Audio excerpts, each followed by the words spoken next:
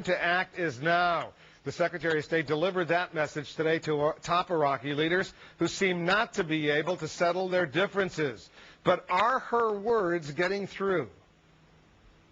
Joining us now, our correspondent in Baghdad, Michael Ware. The Secretary of State, Michael, Condoleezza Rice, she flies into Baghdad. Her flight was a little bit delayed. Indirect fire, they're saying, as she was coming in to Baghdad. She immediately goes to the Green Zone, meets with this prime minister.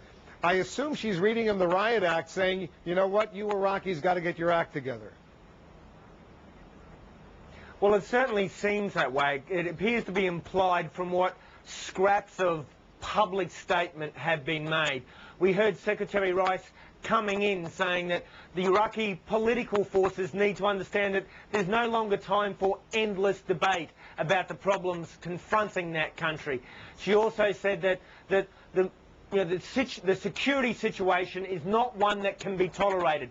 So that's firmer language than we heard back in April when Secretary Rice was saying she was coming in to nudge this government into formation back then when there was still much of the political bargaining going on. So there seems to be a change in tone. And remember, Prime Minister Nouri al-Maliki is vital to the US mission. In some ways, he could be seen to be the last gasp for this democratic model that America is trying to implant here.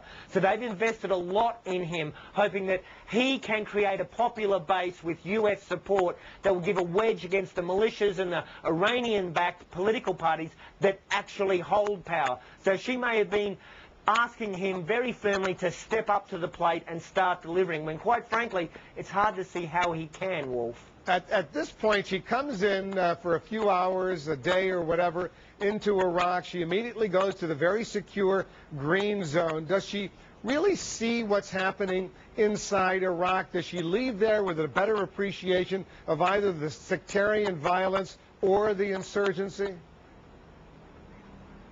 Of course not, Wolf. I mean, you can just imagine the umbrella of security that encases someone like the Secretary of State. But I mean, going from the airport, which is its own self-contained little bubble, to the Green Zone, which is the ultimate bubble here in Iraq, I mean, US officials and contractors and all manner of people will come and do 6 to 12 months in Iraq but never leave the Green Zone. They don't know even what it's like to walk an Iraqi street. Certainly not without the shroud of heavily armed American soldiers about them. They don't know what it's like to go to someone's home and just sit and talk with them, to shop in the markets, to have blackouts, to not have water, to have to queue for benzene. Secretary Rice is so far divorced from that reality that she couldn't possibly hope to understand it, certainly not from fleeting visits to an artificial bubble like the Green Zone, Wolf. And I know that's something that Michael Ware is not in any bubble. You're one of our courageous correspondents. Michael, thanks very much.